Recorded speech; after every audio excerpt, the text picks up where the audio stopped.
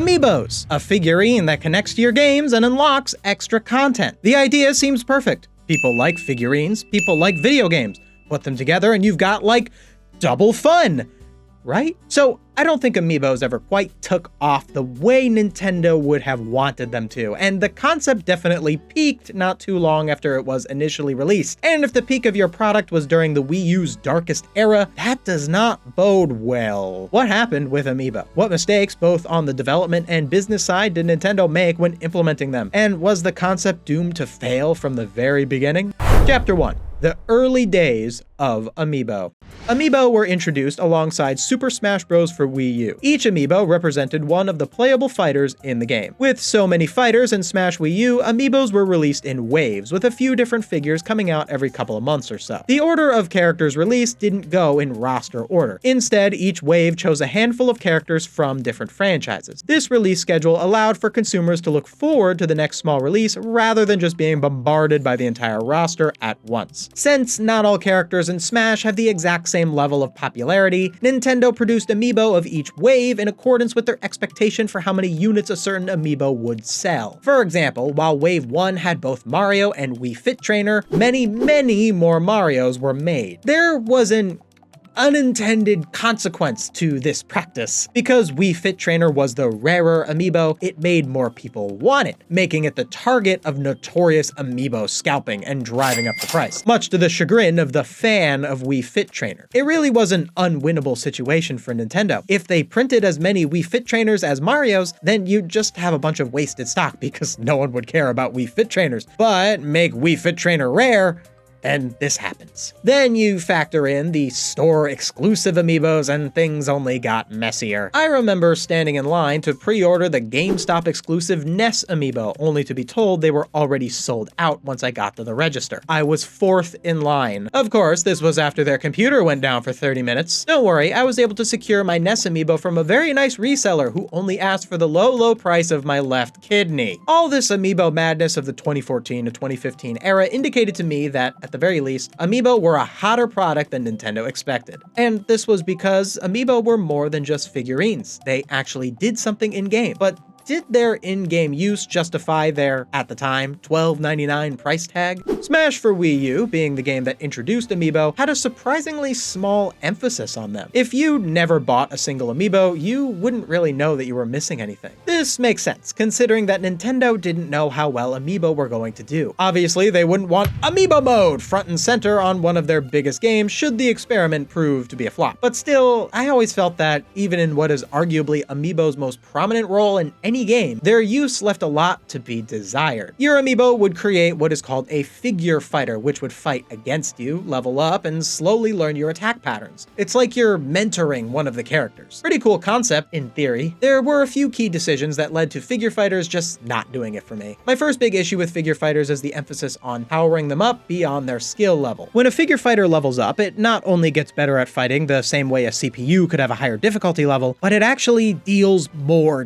damage. I don't like this one bit. The point of a competitive fighting game is that you are on equal footing with your opponent, and your own skill and mastery of your character is what drives your victory. If one player's character is just objectively stronger, that's ruined. There are also items that power up your Amiibo in a similar fashion, which, while I also dislike, that at least is optional. Now, to see the reasoning behind this decision, I suppose that the developers wanted you to feel a greater sense of challenge in fighting your high-level Amiibos that sets them apart from just going up against a level 9 CPU. The logic being that if your fully leveled up Amiibo is nothing more than a level 9 CPU, what's the point of spending $13 on a figure when at best it only mimics something that exists in the base game? In fact, through training, they can become quite formidable.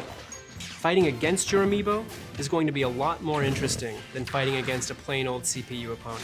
They can kind of have a fun novelty when you're first leveling them up, or in the few moments where you're like, whoa, they totally did a thing that I do. But other than that, how much enjoyment can you really get out of them? After all, they don't have any sort of specific in-game goal or a full-on Amiibo adventure mode. You just kind of fight them. And if you lose to them, you can't even be sure if you lost because your own skill failed you, or just because they do more damage. A lot lot of times I leveled up my Amiibos because of the sunk cost fallacy. Well, I bought the thing, I better use it. And look, Amiibos at the time weren't a super expensive product, but if you weren't a person who was already a big figurine collector, which I certainly wasn't, you want to feel like what you are paying for is gameplay content, rather than just a figure that sits in your box and collects dust. This feeling that I and many other players had is incompatible with the reality of what an Amiibo is. This thing is a figure. It required raw materials to create it. It has to be sold for a profit in order to exist as a product. So if you bought it only for gameplay reasons, some of what you paid for is going to just be a piece of molded plastic. It dawned on me once I bought my 5th Smash Amiibo that I have now spent more money on Amiibos than I did on the game itself. Did I get more gameplay enjoyment out of those 5 Amiibos than I did on the entirety of Smash for Wii U? Absolutely not. Did I continue buying Amiibos after that? No. But in all seriousness, while I was a pretty avid Amiibo consumer for a while, my desire to purchase them eventually died out. But we'll get to why that is in a later section of this video. Mario Party 10 was the next game to feature major Amiibo compatibility, and unlike Smash 4, it was right there front and center on the title screen, communicating that if you didn't buy any Amiibo, you would be missing out on quite a lot of this game's content. While that's not entirely true, as Amiibo Party is smaller than the other 2 main modes, it still was a decently significant game mode, but it definitely could have been a lot better. So unlike Super Smash Bros. Where your Amiibo took on a life of its own, in Mario Party you actually play as the Amiibo. I prefer this. Playing as the Amiibo just feels better than playing against the Amiibo, and it avoids a lot of the pitfalls that figure fighters have. Mainly them feeling very passive, whereas when you play as the Amiibo, you feel active. The biggest problem I really have with Amiibo Party is that it just wasn't big enough. The concept of using your Amiibo to play Mario Party is one that works really well, but the developers clearly didn't have enough faith in the concept to put a whole lot of work into this mode. The way Amiibo Party works is that it's regular Mario Party, which is ironic because Mario Party 10 isn't regular Mario Party, it's the controversial Kario Party. So while Amiibo Party offered players the ability to play the standard Mario Party, it offered a bare bones version of it. 10 turns only, and every board is just a square. Seriously, how hard would it have been to simply just mimic old board layouts here? That's all you had to do. It would have been a perfect way to have a Mario Party game with both the car and standard play, because on its own, the car is not bad game design. We only didn't like it because it replaced the board game rules we know and love. Also, kind of a tangent, but I think it's interesting that the Bowser Amiibo works with Amiibo Party, despite Bowser not being a playable character in the regular Mario Party mode. So in Mario Party 10, there's a Bowser mode, where one player plays as Bowser and uses the gamepad, while 4 other players play on a team against him. There are all these different Bowser minigames that were designed just for Bowser mode, and if you play as Bowser in Amiibo Party, these are the minigames that you play instead of the standard ones. This leads to a bit of a clunkier game because it turns every minigame into a 1v3, with Bowser always being the one. And also, if you land on a Bowser space as Bowser, you get rewarded instead of punished. I guess that balances it out? I don't know. Not sure if this was the right call development-wise, but I suppose it's at least better than not being able to use the Bowser Amiibo at all. One other shortcoming with Amiibo Party was the attempt to give the Amiibos their own sense of progression, so that when you used an Amiibo again in Amiibo Party, you felt like you were using the same one you used last time. This is accomplished through each Amiibo having a collection of tokens. A token is sort of like an item, but you can only hold one at a time, and also CPU characters can't use them, which gives you an inherent advantage when you play against CPUs. Don't like that. While you can pick up tokens as they spawn on the board in the game, the token collection is important because it allows you to start the game with a specific token. So if your Amiibo has something OP like the 5 dice token, you may want to start the game with it. I don't think this was such a good idea in practice. Think about it. Imagine you're a big Nintendo fan like me, and you played a bunch of Amiibo Party like I did, and got a bunch of tokens to choose from, true story, and you get a bunch of friends over to play Amiibo Party, but the Amiibos they use don't have all these powerful tokens on them. Do you, as the player with access to all the good tokens, use that OP token from the very start and just absolutely destroy your friends? I don't know, I don't think you'd be invited to many more get-togethers after that, and if you think about it, that's virtually the most likely situation where these beginning game tokens matter. I don't think tokens should have been a thing at all in Amiibo Party, and instead, the upgrades to the Amiibo should have been cosmetic only. After all, any upgrade that gives you a gameplay advantage would ruin the spirit of Mario Party, and I think they knew that, which is why something more minor like the tokens was used as the progression system. But in trying not to go too far, they didn't go far enough. But Mario Party isn't the only board game that uses Amiibo, because we've got Animal Crossing Amiibo Festival. So this game might be, without exaggeration, the worst game Nintendo has ever put out. There was one major design choice that absolutely ruined any potential this game had. The board game itself has virtually no strategy. The goal of the game is to get the most happy points, which you get from randomly stepping on board spaces that either raise or lower your happy points, or your bells, which contribute to happy points at the end of the game. The minimal strategy in the game revolves around choosing which direction you go at forks in the road, trying to visit every corner of the map for a bonus, sometimes getting the opportunity to purchase an item, and playing the turnip market. The turnip market is basically the be-all end-all of the game. Each turn you can buy turnips, you should spend just about all of your cash on them, and if you happen to hit it big, you're basically guaranteed a win. And it really is low risk, because even in a worst case scenario, you just kind of break even on the turnips. While this is at least a semblance of gameplay, if you compare it to the mini games in Mario Party, it's clear how inferior Amiibo Festival is. And the worst part is that it's not even the Amiibo's fault that this game is so bad. It's just, why didn't they just have mini games? Like, does Mario Party just own that concept like no other board game, video game could put mini games in between? Like, seriously? Just copy them. I don't care. Similarly to Mario Party 10, you play the game using your Amiibo as your character, and the more games you play, the more costumes you unlock for them. But come on, are you really gonna play this game more than twice? The only reason I have multiple costumes on my characters is that I was going to do an Amiibo Festival video like 2 years ago, so I got a bunch of footage for it, but then I scrapped the video and eventually lost that footage, so now I had to play more Amiibo Festival in order to do this video. Other than playing it to get footage to make YouTube videos, I have probably only played one genuine game of Amiibo Festival back when it first came out. And I was like, well, I'm never gonna do that again. $60 game, by the way. Oh, but the game did come with 2 free Amiibos, so in a way, it's only a $34 game, right? But one of those Amiibos is Digby. And yeah, Amiibo Festival had a few minigames that were outside of the main board game mode. These minigames use the Amiibo cards, and some of them are alright. I did think it was kind of dumb that the minigames required you to use scanning the cards as gameplay, like this one minigame where you had to run through this little area with each of the 3 animals you chose representing a different direction, but you trigger that direction by actually scanning the card of that character over and over again. Sure, clever concept, but the buttons are right there. Mario Tennis Ultra Smash.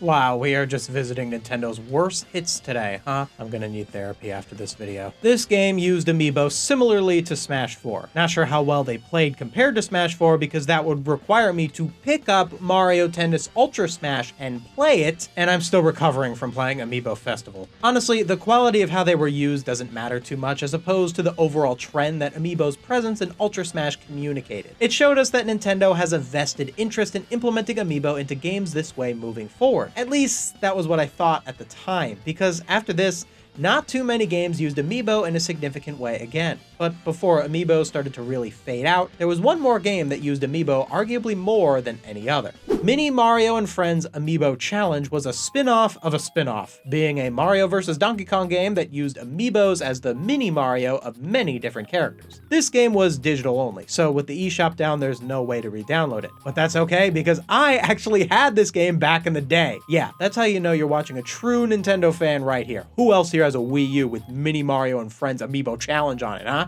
The gameplay is pretty alright. These Mini Mario, Mario vs. DKs are never really my cup of tea, so it's hard for me to really judge it. Plus, I didn't really play the whole game yet, but the interesting thing about this game is that it was a free download, with the only thing you having to pay for was the Amiibos themselves that you used. While this sounds like a pretty great deal, I can see why Nintendo didn't really do this much. After all, how can you tell if this game made a proper profit if it's distributed this way? Do you count how many more Amiibos were sold after it released? How do you know someone bought an Amiibo just because of this game? Is it more anti-consumer to have a game like this because it's clearly a game that had far less resources put into it than your average full-price game? But if you bought a bunch of Amiibos just for it, you ended up paying more than you would have for a full-price game. But on the other hand, you probably already had a lot of these Amiibos, so maybe you could see it as more of a bonus game? That's kind of the issue from a business perspective with Amiibo. They do all this extra development work in these games to implement Amiibo support, but at the end of the day, it's really hard to tell what benefit there was to having Amiibo support at all. Nintendo never committed fully to implementing Amiibo into their games the way something like Skylanders or Disney Infinity did. And I think a big reason for that is because Nintendo saw a safer alternative to how they could use these figures.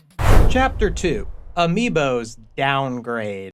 Mario Kart 8 used Amiibos to unlock different Mii costumes. The original Super Mario Maker would take a similar approach, with its Amiibo mushroom that would turn Mario into an 8-bit version of whichever Amiibos you scanned into the game. While the Amiibo mushroom was super cool and one of the most beloved parts of the original Mario Maker, I think it had a little bit of missed potential by being a power-up that you could lose and turn back into regular Mario if you took damage. Like, people would design these levels based around being the Amiibo character, and then you get hit and you're just like Mario now. Design-wise, I think it would have been better as a transformation, which would allow you to get regular power-ups as the Amiibo costume. And so they wouldn't have to make orders of magnitude more sprites, they could have just had an icon that showed you were mushroomed or fire flowered. That way, when people made Amiibo costume levels, they weren't bogged down by it being a power-up. There were also 30th anniversary 8-bit Mario Amiibos that unlocked that big Mario power-up. In the original Mario Maker, it also gave everything this filter with Mario hats and mustaches. I found it to be a pretty cool way to unlock a power-up. So Mario Kart 8 and the original Mario Maker had their Amiibo features around the same time games like Smash 4 and Mario Party 10 had theirs, but they fall into two distinct categories. Read-only games, where the Amiibo was simply scanned and unlocked a little bit of content, and read-and-write games that actually created data on the Amiibo to be used more substantially in-game. Nintendo was experimenting here by doing a little bit of both, and it's clear they decided read-only was the way to go. As to this day, some games still have some Amiibo support, but it's only been getting smaller and smaller.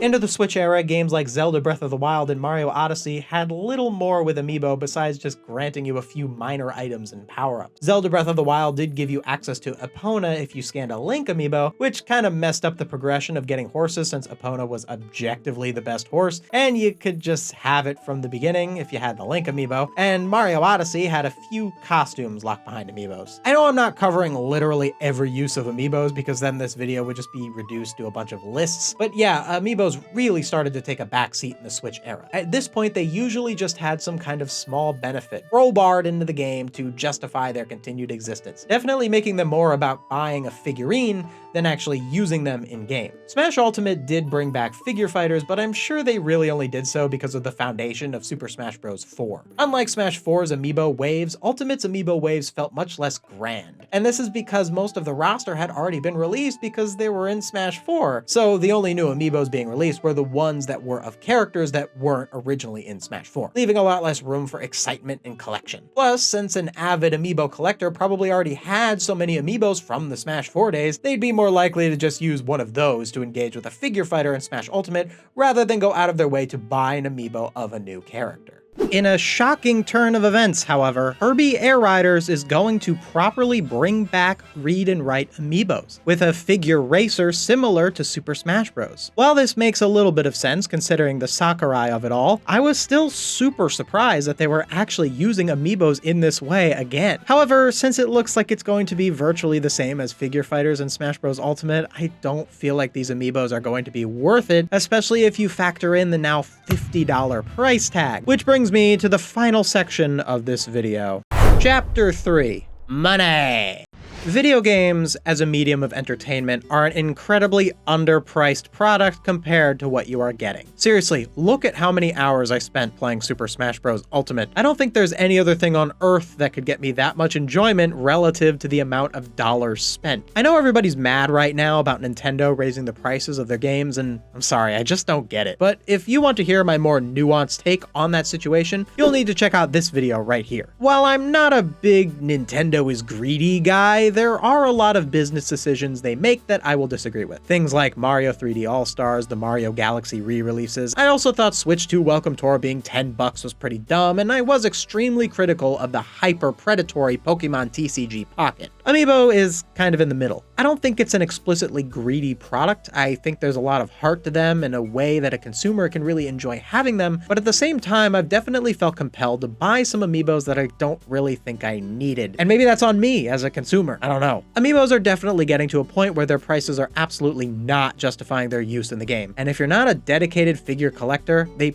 probably aren't for you. I said before that $13 didn't feel worth it to me for the relatively shallow gameplay that Smash Bros. Figure fighters offer. Well, I think it's safe to say that the $50 Kirby Air Riders amiibo, which would probably give me less enjoyment than a figure fighter would, are not high on my list of necessary purchases, and I think that's probably the case for a lot of other consumers. Combine this with the fact that the Kirby Air Riders amiibo will only be Kirby characters as opposed to Smash, which covers all the series. I just don't think the Kirby Air Riders series of amiibo is going to do super well. Does this mean they shouldn't be $50? I honestly have no idea. I don't think the problem is the price itself. A lot of that is out of Nintendo's control, I think. Correct me if I'm wrong, and they are just being greedy. It's possible they are. I do think the bigger problem is just the lack of extra content that I'm going to get if I buy an amiibo, and that has always been my problem with these things. The problem is not the cost of the amiibo. The problem is how little they actually do gameplay-wise. But then again, if they did more gameplay-wise, would they have to be even more expensive since they have to expend more development time to justify their existence? This is why amiibos were always doomed to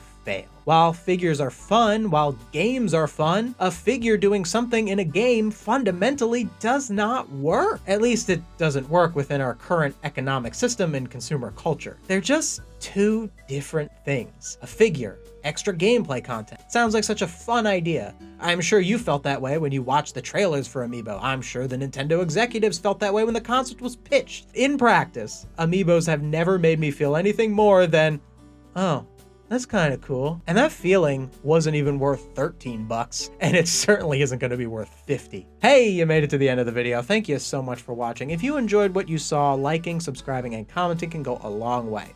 But if you'd really like to see me get to a place where I can create more consistent quality content for you guys, you can check out my Patreon or consider becoming a channel member. You can also check out my other channel where I discuss animated shows. That's all for me. See you next time.